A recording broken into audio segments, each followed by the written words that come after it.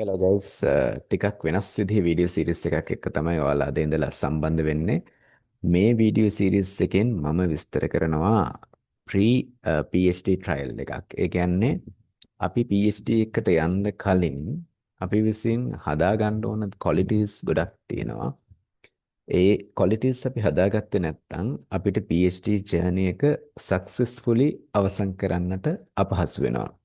උදාහරණයක් විදිහට මම data set එකක් collect කරලා තියෙනවා විවිධ රටවල PhDs වලට migrate වෙලා PhD successfully අවසන් කරපු අය සහ ඒ PhDs වලට ප්‍රවේශය ගත්ත අය, ඒ වගේම මගදී හැලිච්ච අය ඔය යනාදී වශයෙන්. ඒතර ඒකදී මම අවබෝධ කරගත්ත දෙයක් තමයි අර PhD journey එකකට ඒ හරි mentality එක නැතුව PhD එකට යන අය එයාලගේ රිසල්ට්ස් එක හරියාකාරව ලබාගෙන නැහැ කියන එක. එතකොට අ, මේ වීඩියෝ සීරීස් එකේදී මම ඔයාලට ට්‍රාන්ස්පේරන්ට්ලි විස්තර කරනවා PhD ජර්නි එකක් ස්ටාර්ට් කරන්න කලින් අපි කොහොමද ප්‍රී PhD ට්‍රයල් එකක් සිද්ධ කරන්නේ කියලා. PhD ජර්නි එකේදී තියෙන්න ඕනේ පළවෙනි දේ තමයි ඔයාගේ මයින්ඩ්සෙට් එක. ඔයාගේ මයින්ඩ්සෙට් එක PhD එකක් සඳහා කොච්චර වැදගත්ද කියන එක තමයි ඔයාගේ තියෙන්න ඕනේ මේන් ගෝල් එක. මේන් දේ ඔයා තුල තියෙන්න ඕන මේන් දේ. ඒක තවදුරටත් විස්තර කරොත් PhD එකක් කියලා කියන්නේ අවුරුදු 5ක හෝ 6ක සමහර විට ඊටත් වඩා වැඩි වෙන්න පුළුවන් ලොකු කමිට්මන්ට් එකක් සහිත ජර්නි එකක්. එතකොට අපි මේ ජර්නි එක සඳහා නිවැරදි පෙරසූදානමකින් සිටියේ නැත්නම් ඒකෙදි ඇතිවන තත්වයන් පිළිබඳ හරි අවබෝධයකින් හිටියේ නැත්නම් අපේ ජර්නි එක අවසන් වෙනවා. ඒ වගේම PhD එකකින් පසු අපේ ලයිෆ් එක අපි හරියට ප්ලෑන් කරලා තිබෙන්නේ නැත්නම් ඒත් අපේ ජර්නි එක අසාර්ථක වෙනවා. ගොඩක් වෙලාවට අපි ලංකාවේ PhDs වලට ගිය අය මේ හැදෑරීම හරියාකාරව සිද්ධ කරලා නැහැ. ගොඩක් වෙලාවට ඒ අය හොඳ යුනිවර්සිටිස් යාලට ලැබෙන්නට ඇති. නමුත් අපි අවසාන වශයෙන් ගත්තොත් අපි PhD එකක් හැදෑරීම අපි බලාපොරොත්තු වෙන්නේ මොකක්ද කියන දේ හරියාකාරව ඉෂ්ට කරගත්තේ නැති ආකාරයක් තමයි පෙනී යන්නේ.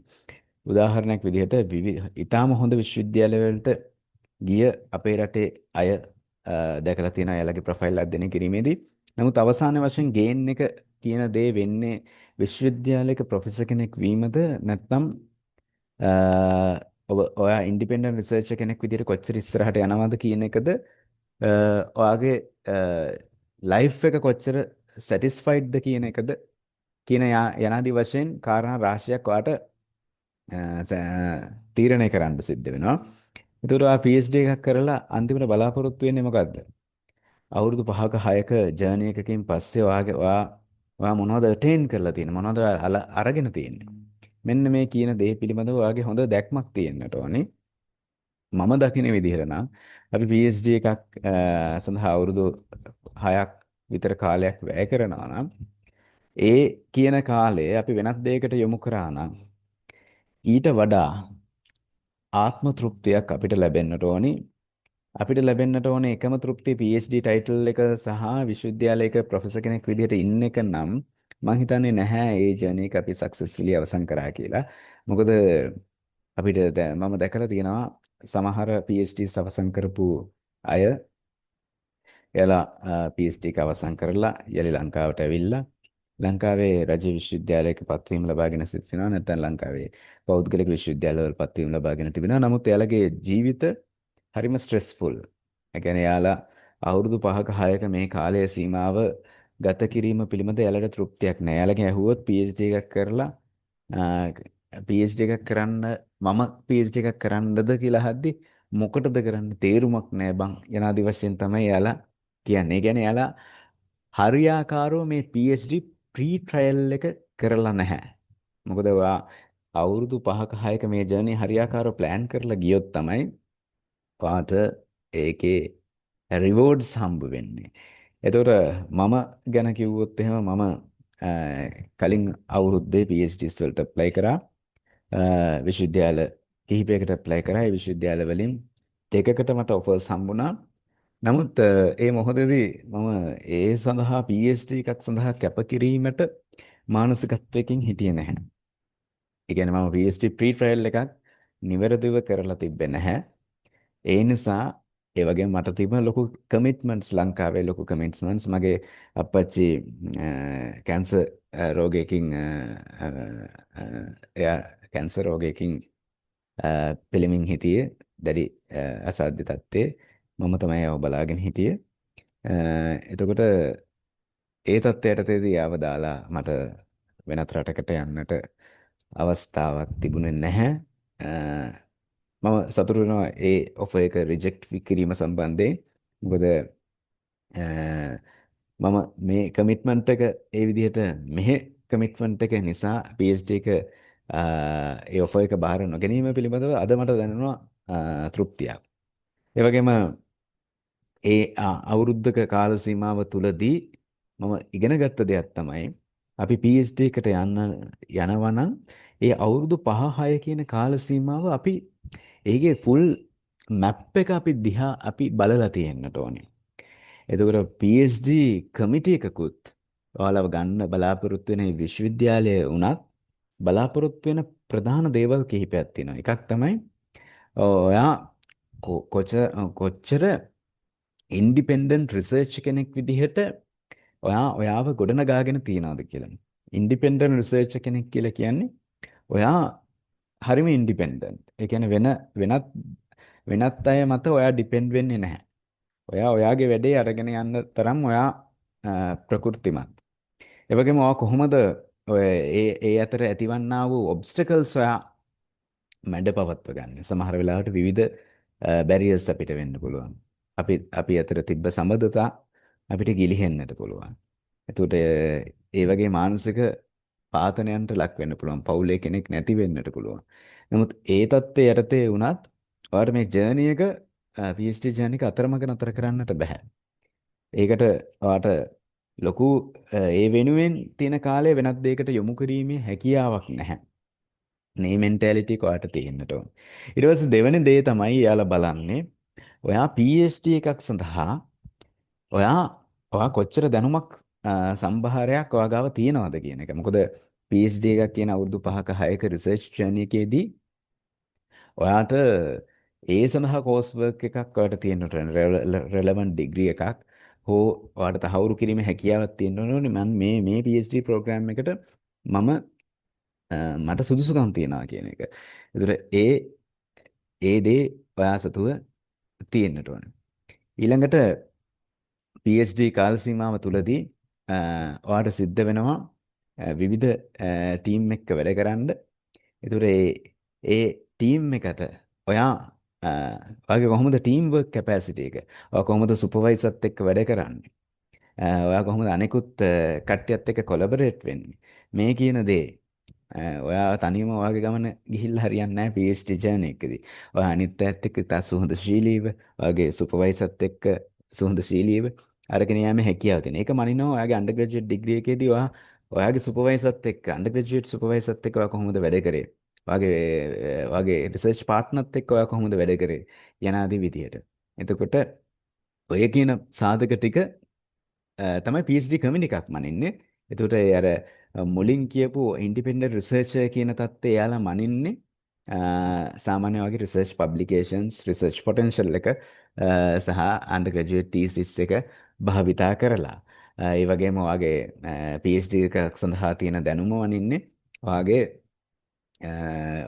කෝස් වර්ක් එක සහ ඔයාගේ GPA එක ඒව පදනම් කරගෙන ඊට පස්සේ ඔයාගේ කොහොමද ටීම් වර්ක් කැපැසිටි එක සහ කොලැබොරේෂන් කැපැසිටි එක කියන එක මනින්නේ ඔයාගේ සුපර්වයිසර් විසින් ලබා දෙන්නා වූ සහ අනෙකුත් ලෙක්චරර්ස්ලා ලබා දෙන්නා වූ letters of recommendations භාවිතා කරලා ඒ වගේම එයා ඒ තුලදී ඔයාගේ wow factors තියනවාද කියලා මෙෂර් කරලා තමයි බලන්නේ. නමුත් මීට අමතරව දේවල් තියෙනවා අපි විසින් තහවුරු කරන්න. එහෙම වුණොත් තමයි PhD ජර්නි එක සක්සස් වෙන්නේ. අර කියන මූලික සාධක තුන ඔයාගාව තියෙනවා නම් ඔයාට පුළුවන් ඔයා apply කරන යුනිවර්සිටි එක මගින් ඔයාට PhD offer එකක් ලබා ගන්න. ඒක එතරම්ම අමාරු එකක් නෙවෙයි. නමුත් PhD ජර්නි එකක් successfully අවසන් කරන එක කියන එක අමාරු කාරණාවක්.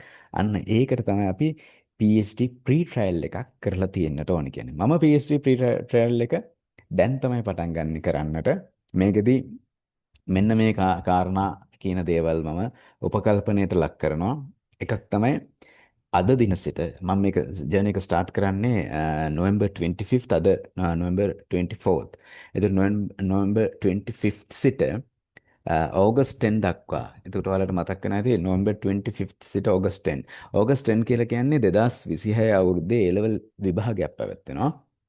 එතකොට මගේ PhD pre-trial එක විදිහට මම පාවිච්චි කරන්නේ මගේ assessment එක self assessment එක විදිහට පාවිච්චි කරන්නේ මේ A-level 2026 examination එක. මම දැන් A-level examination සහ A-level මානසිකත්වයෙන් ඉවත් වෙලා අවුරුදු ගණනාවක් වෙනවා. එතකොට මට මේ මොහොතේදී මගේ A-level knowledge එකක් ඒ කිසිවක් මේ මොහොතේදී නැහැ. ඒ කියන්නේ මම zero level තමයි ඉන්නේ A-level සම්බන්ධයෙන්. එතකොට මගේ PhD pre-trial එකේදී මම කරන්නට යන්නේ මේ බිඳුව ලෙවල් එකකින් පටන් ගන්න මම A level journey එක successfully අවසන් කරන එක. ඒක තමයි මගේ self assessment එක. ඒ සඳහා දවස් 258ක් තිබෙනවා. මේ දවස් 258 මම ඒකායන අරමුණකින් ඉන්නට ඕනේ. sacrifice වෙලා ඒ වෙනුවෙන් commit වෙලා වැඩ කරන්නට ඕනේ. ඒ වගේම මම මේකෙදි ඉන්ඩිවිජුවල් රිසර්ච් කෙනෙක් විදිහට වැඩ කරන්නේ. ඒ කියන්නේ මම ක්ලාසස් හෝ ටියුෂන් හෝ වෙනත් ටීචර්ස්ලා පාවිච්චි කරන්නේ නැහැ. මම පාවිච්චි කරන්නේ A level වලට අදාළ රිසෝස් බුක්ස්, ඒ වගේම ඔන්ලයින් තියෙන ෆ්‍රී ටියුටෝරියල්ස් සහ මට ඔන්ලයින් ඇක්සස් කරන්න පුළුවන් දේවල්. ඒ කියන්නේ මම වෙනත් තර්ඩ් පාර්ටි එකක් මත යැපෙන්නේ නැහැ මේ මොහොතේදී. ඒ කියන්නේ මම මාව ඩ්‍රයිව් කරන්නේ මම විසින්මයි. මට අවශ්‍ය දේවල් තමයි මම අචීව් කරන්නේ. ඒතර මේකෙදි මේ ටයිම් එක මම කොතරම් දුරට සක්සස්ෆුලි අවසන් කරනවාද කියන එක මත මගේ PhD pre-trial එකේ සක්සස්ෆුල් ජර්නි එක තීරණය වෙනවා. ඒක මාස ආසන්න වශයෙන් දවස් 257ක්. දවස් 257 කියන්නේ මාස 8කට ආසන්න කාලයක්. ඒතර ඒ කාලේ හරියට ඩයිසෙක්ට් කරලා ඒ කාලේ හරියට බෙදාගෙන මම එදිනෙදා තියෙන වැඩ කටයුතු හරියාකාරව කරන්න පුළුවන් නම්, ඒ කියන්නේ ඒක කරන්න පුළුවන් නම් මට තීරණය කරන්න පුළුවන් මං ගැන ඇසස්මන්ට් එකක් දෙන්න පුළුවන් මම මේ PhD ජර්නි එකට සූදානම්. ඊළඟ දේ තමයි PhD offer එකක් මගේ දැනට තියෙන qualifications අනුව යම් කිසි විශ්වවිද්‍යාලයකින් ලබා ගන්නට හැකියාව තියෙනවා. මොකද මම කලින් අවුරුද්දෙත් විශ්වවිද්‍යාල දෙකකින් PhD offers ලබා ගත්තා. නමුත් ඒ offers කියන එක මත මගේ අනාගතය තීරණය වෙන්නේ නැහැ. මොකද සමහර විශ්වවිද්‍යාල අපි හිතමු ඇමරිකාවේ තියෙන top tier university එකක් කියලා. ඒ university එකකින් PhD ජර්නි එකක් ලබා ගත්තොත් මගේ අනාගතය සම්පූර්ණ වෙනස් වෙන්න පුළුවන්. මම හිතන දේ ඉෂ්ට කරගන්න පුළුවන්. ඒතර මගේ හිතන දේ කියන එක මම මේ මොහොතේදී කියන්නේ නැහැ. නමුත් අපේ ජර්නි එක සක්සස්ෆුල් අවසන් වුණාට පස්සේ මේක වුණාට අවසන් වුණාට පස්සේ මම ඔයාලට කියන්නම් මෙන්න මේ දේ තමයි මම එතනදී බලාපොරොත්තු වෙන්නේ කියලා. ඒතර මගේ අරමුණ වෙන්නේ සාමාන්‍ය යුනිවර්සිටි එකක PhD එකක් කිරීම නෙවෙයි. ඊට වඩා ටිකක් ඉහළ මම විසින් බලාපොරොත්තු වන මට්ටමේ විශ්වවිද්‍යාලයක PhD offer එකක් ලබා ගැනීම. ඒතර ඒ සඳහා මගේ කමිට්මන්ට් එක මේ PhD pre-trial එකත් මම ඒකෙදි මගේ SOP එකේ සටහන් කරනවා. එතකොට මේ සඳහා කැපවීම මම විස්තර කරනවා. එතකොට ඒ වගේ යුනිවර්සිටි එකක PhD offer එකක් ලැබීම කියලා කියන්නේ මගේ අනාගතය ගොඩක් දුරට වෙනස් වේවි. එතකොට මම ඔයාලට විස්තර කරන්නම් මොකද්ද මගේ මේ PhD pre-trial එක කියලා. කොහොමද මම ඒක කරගෙන යන්නේ කියන සිද්ධියත් එක්කම මම ගන්නම් මේ මම ස්ක්‍රීන් එක ෂෙයා කරලා විස්තර කරන්නම්. right හරි මේකෙදි ඔය A level 2026 special project for PhD pre-trial දැන් කෙනෙකුට හිතෙන්න පුළුවන් මොකටද මේ ආයි A level එකක් කරන්නේ මොකද්ද තේරුම කියලා. මම A level කරලා ඒකේ බලාපොරොත්තු වෙන්නේ රිසල්ට් එකද ඒ තුනක් ගන්න එකද කියන එක මගේ අරමුණ ඇත්තටම ඒ තුනක් ලබා ගැනීම කියන කාරණාව නෙවෙයි. මගේ අරමුණ ඇත්තටම මේ කියන දවස් 258 කමිටඩ් වෙන එක. එතකොට ඒක යම්කිසි තරඟකාරී විභාගයට කමිට් වීම කියන එකේදී අර එනවා ප්‍රෙෂර් එක, ස්ට්‍රෙස් එක ඒවා දරා ගැනීම සහ අවසානයේදී රිසල්ට් එකක් පබ්ලිකලි පෙන්වන්නට පුළුවන් හැකියාවක් වෙනවා. ඒ නිසා තමයි මම මගේ self assessment එකේ විදිහට A level 2026 තෝරගත්තේ. ඒ වගේම මම මේකට සහභාගී වෙන්නේ බැරියර්ස් රාශියක් එක්ක. මොකද සාමාන්‍යයෙන් A level ස්ටුඩන්ට් කෙනෙක්ට යාට තියෙන්නේ ස්ටඩි කරන එක විතරයි. ඒ වගේම එයාට ඒකට උදව් කරන්නට එයාලගේ දෙමව්පියෝ අනිත් කට්ටිය සිටිනවා. නමුත් මගේ මේ ප්‍රොජෙක්ට් එක වෙනුවෙන් මේකෙදි මට උදව් කරන්න ඉන්නේ මම පමණයි. ඒ නිසා මම සම්පූර්ණයෙන්ම ඉන්ඩිවිජුවල් රිසර්චර් කෙනෙක් විදිහට තමයි මෙතනදී වැඩ කරන්නේ. ඒ වගේම මම මෙතනදී කිසිම ටීචර් කෙනෙක්ගේ හෝ වෙනත් ටියුෂන් මාස්ටර් කෙනෙක්ගේ උපදෙස් සහ ඉගැන්වීම් ගන්නෙ නැහැ. ඒ නිසා බිඳුව මට්ටමේ ඉඳලා සියලුම දේවල් අචීව් කරගෙන යන්නේ මම විසින්මයි. එතකොට මම මේකෙදි පෙන්නනවා මේ රිසෝසස් යූස් කරලා මම කොච්චරක් දුරට සාර්ථක වෙන්න පුළුවන්ද කියන එක. එතකොට මගේ ප්‍රොජෙක්ට් ටයිම්ලයින් එක ගත්තොත් එහෙම මුළු දින ගණන ඇත්තටම තියෙනවා දින 258ක්. ඒ කියන්නේ 2025 නොවැම්බර් 25 සිට 2026 අගෝස්තු 10 දක්වා. ඒ වගේම මේකෙදි මම සන්ඩේ සම්පූර්ණයෙන්ම වැඩ කරන්නේ නැහැ. මම ඒක මගේ ෆුල් ෆ්‍රී රිලැක්ස් වෙන ටයිම් එක විදිහට තියාගන්නවා. ඒතර සන්ඩේ ඉරිදා දවසේදී මට පුළුවන් මම කැමති තැනක ඇවිදලා එන්න. මම කැමති ප්‍රදේශ තියෙනවා.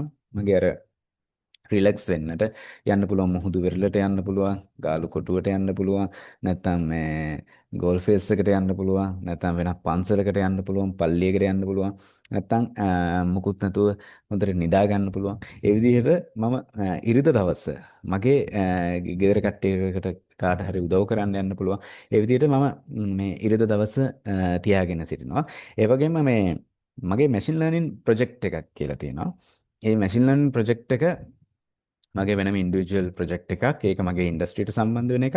ඒතර ඒකට මම එක දවසක් සතියෙන් එක දවසක් සම්පූර්ණ වෙන් කරලා තියෙනවා. එතකොට මේ කාල සීමාවෙන් සතියෙන් එක් දවසක් වෙන් කරනවා කියන්නේ ආසන්න වශයෙන් දවස් 37ක් ඒ වෙනුවෙන් වෙන් වෙනවා. මොකද මේ දවස් විවේක දින 37ක් ඇරියම මේ 258න් ඒ ඉතිරි වෙන කොටසෙන්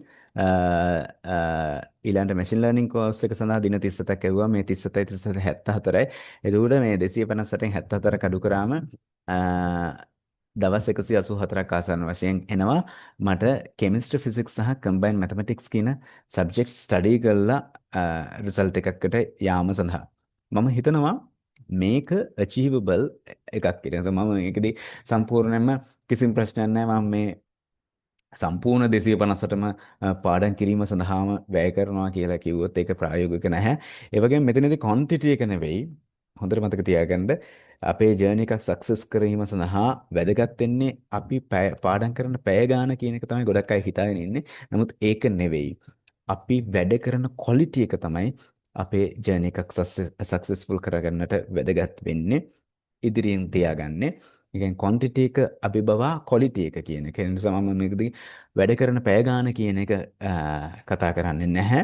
නමුත් ඒ අදාළ දිනේදී මම ඒ අදාළ දිනේදී ඒකෙන් ගන්න පුළුවන් දේ මැක්සිමයිස් වන විදිහට වැඩ කටයුතු කරනවා. එතකොට මේ සතියේ දවස් 7න් දවස් දෙකක් එකක් විවේක දිනයක් අනිත් එක මැෂින් ලර්නින් ප්‍රොජෙක්ට් එක. ඒතකොට ඒ දෙක අයින් කරාම දවස් 5ක් තියෙනවා. ඒ දවස් 5න් දවස් 3ක් වෙන් කරගන්නවා එක් සබ්ජෙක්ට් එක efficiently වැඩ කිරීම සඳහා.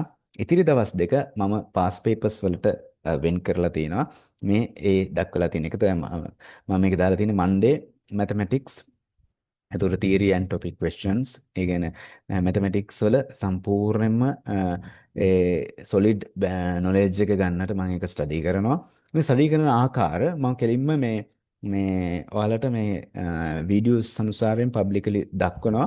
ඒ කියන්නේ ඒ විදිහටම මම මේ විදිහට කරපු හින්දා තමයි මේක ගත්තේ කියන අල්ටිමේට් රිසල්ට් එක ට්‍රාන්ස්පේරන්ට්ලි පෙන්වන්නට ඕන හින්දා මම ඒවා සම්පූර්ණයෙන් රෙකෝඩ් කරලා දක්වනවා. ඒ වගේම අවසානයේදී එන රිසල්ට් එකත් මම ඔයාලට කිසිම ભેදකින් තොරව ඒක ඩිස්ප්ලේ කරනවා. එනිසා මේක සම්පූර්ණයෙන් ට්‍රාන්ස්පේරන්ට් ප්‍රොජෙක්ට් එකක්. ඒක ටියුස්ඩේ ෆිසික්ස් වලට තියලා තියෙනවා. ඒ වගේම වෙන්ස්ඩේ කෙමිස්ට්‍රි වලට තියලා තියෙනවා.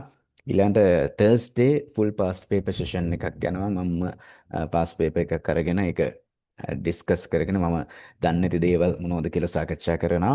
මේ විදිහට ඊට පස්සේ ෆ්‍රයිඩේ මම ඒකෙදි කරපු ඒ පාස් පේපර් එකේ මගේ වීක් පොයින්ට්ස් මොනවද කියලා අයිඩෙන්ටිෆයි කරගෙන ඒක ගැන ඇනාලිසිස් එකක් කරලා මම ඒවා තවදුරටත් ස්ට්‍රෙන්තන් කරගන්නවා. සන්ඩේ සුපුරුදු පරිදි මම රෙස්ට් ඇන්ඩ් රීචාර්ජ් වෙනවා.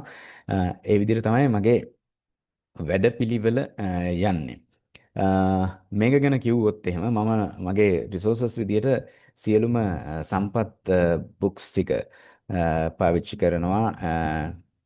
මම ගත්තොත් එහෙම මේකේ දක්වලා තියෙනවා මම මේ සම්පත් බුක්ස් ටික මේ ෆිසික්ස් වල රිසෝස් බුක්ස් ටික මම ඩවුන්ලෝඩ් කරගෙන තිබෙනවා මේ විදිහට.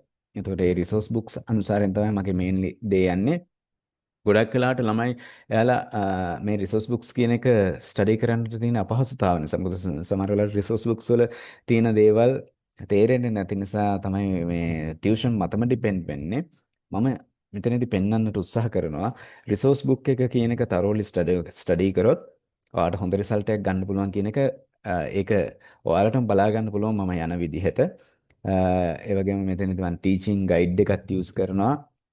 ඒකෙදි රිසෝස් බුක්ස් වල තියෙන දේවල් කොච්චර දුරකට සම්බන්ධ වෙනවද කියන එක තහවුරු කරන්නට ඒ විදිහට අනෙකුත් සබ්ජෙක්ට්ස් වලට මම මෙතන ෆිසික්ස් සඳහා දක්වලා තියෙන්නේ. ඒ වගේම කෙමිස්ට්‍රි වලට අදාළ රිසෝස් බුක්ස් ටික තියෙනවා. ඒ වගේම ඒකේ ප්‍රැක්ටිකල් බුක් එක තියෙනවා. මෙන්න රිසර්ච් බුක්ස් ඒ වගේම පාස් පේපර්ස් මම මෙතනදී ඩවුන්ලෝඩ් කරලා තියෙන එක පාස් පේපර්ස් එකක් දෙකක්. නමුත් මම මේකදී පාස් පේපර්ස් සෑහෙන ප්‍රමාණයක් ප්ලෑන් කරලා තියෙනවා වැඩ කරන්න. ඒතකොට මගේ අල්ටිමේට් රිසල්ට් එක මගේ අල්ටිමේට් රිසල්ට් එක කියන එක ඒකත් මම දැම්ම ඔයාලට කියන්නම්. මගේ දැන් සාමාන්‍යයෙන් ස්ටුඩන්ට් කෙනෙක් එක්ක සංසන්දනය කරද්දී මගේ බැරියර්ස් ගොඩක් තියෙනවා. මොකද මම යන්නේ ග්‍රවුන්ඩ් ලෙවල් එකේ ඉඳලා ටීචර්ස්ලා නැහැ. ඒ කියන දේවල් තියෙනවා. එතකොට මම මේ ඒ වගේ මම මේ අවුරුදු ගණනාවක් ඒ ලෙවල් කියන මානසිකත්වයෙන් ඉවත් වෙලා තියෙනවා. එතකොට ඒ එද්දි ඇති වෙන ප්‍රැක්ටිකල් බැරියර්ස් තියෙනවා. ඒ නිසා මම මේකෙදි ඩෙෆිනිට් කියලා මෙහෙම දෙයක් කියලා කියන්නේ නැහැ. නමුත් මම රේන්ජ් එකක් ලබා දෙනවා. ඒ රේන්ජ් එක තුල ඕනම මොහොතක මගේ රිසල්ට් එක පිහිටිය හැකියි කියලා කියනවා. ඒ නිසා මගේ රිසල්ට් එක වෙන්නේ B3ක සිට A3 හෝ A3 ඉහළ මට්ටම්. ඒ කියන තත්ත්වය දක්වා තමයි මගේ රේන්ජ් එක තියෙන්නේ. එතකොට මගේ තියෙන ඇම්බිෂස්ම ගෝල් එක ඉතා ඉහළ A3ක රිසල්ට් එකක්. සමහර වෙලාවට ප්‍රැක්ටිකල් කන්ස්ට්‍රේන්ට්ස් හින්දා ඒගේ අඩු වුණත් මගේ ලෝවර් පොයින්ට් එක තියෙනවා. ලෝවර් පොයින්ට් එක වෙන්නේ B3ට වඩා අඩු නොවිය යුතුයි කියන කාරණාව. ඒ නිසා මම B3ක සිට ඊට වඩා ඉහළ එකකට යනවා. මම ඉහළම එම් එක ටාගට් කරනවා. ඉහළම එම් එක වෙනුවෙන් තමයි කටයුතු කරන්නේ. ඒතර ඉහළම එම් එක ලබා ගැනීම සඳහා මම ස්මාර්ට් ලෙස වැඩ කටයුතු කරන්නට ඕනේ. ඒතර ඒ විදිහට වැඩ කටයුතු කරොත් මට හිතෙනවා මේ ජර්නි එක සක්සස්ෆුලි අවසන් කරන්න පුළුවන් වෙයි කියලා. ඒ වගේම මේ ජර්නි එකේදී ඉදිරියට එද්දී ඔයාලට තියෙන දෙන්නට ඕන ඇඩ්වයිස් එක තමයි අපි යම්කිසි ජර්නි එකක් වෙනුවෙන් කමිට් වෙලා වැඩ කරද්දී අපිට විවිධ බාධක වෙන්න පුළුවන්. මේ ප්‍රොජෙක්ට් එක වෙනුවෙන් මම කටයුතු කරද්දී මටත් විවිධ ඒ විදිහට මානසික බාධා ආවා. විවිධ මානසික අවපහතනයන් වලට ලක් වුණා. ඔයාලටත් ඒ විදිහේ තත්ත්වයන් ඒ සමහර වෙලාවට ඔයාලගේ සමතුලිතතා බිඳ වැටෙන්නට පුළුවන්. ඔයාලට එකට හිටපු ශක්තියින් සමහර වෙලාවට නැති වෙන්නට පුළුවන්. නමුත් ඒ දේවල් වලදී ඔබ නොතැවි ඉස්සරහට ගියොත් තමයි මේ ජර්නි එක සක්සස් කරන්න පුළුවන් වෙන්නේ. මොකද ඔයාගේ විෂන් එක දිගටම තියාගෙන ඉන්න. මොකද මේ විෂන් එක දිගටම තියාගෙන ඔයා ඒ වෙනුවෙන් කමිට් වුණොත් විතරයි ඔයාට රිවෝඩ් එකක් හම්බ වෙන්නේ. ඒ නිසා මගේ මේ ප්‍රොජෙක්ට් එකේ ප්ලෑන් එක මේ විදිහට විස්තර කරේ. මගේ සෙල්ෆ් ඇසස්මන්ට් එක ප්‍රී PhD ට්‍රයල් එක සම්බන්ධයෙන් විස්තර කරේ. එහෙනම් අපි ඊළඟ දිගටම මේ සීරීස් එකත් එක්ක සම්බන්ධ වෙලා ඉමු. එතකොට ඔයාලට පුළුවන් වේවි මේ දවස් 258 මගේ ජර්නි කොහොමද යන්නේ කියන එක විස්තර කරන්න. බොහොම ස්තුතියි.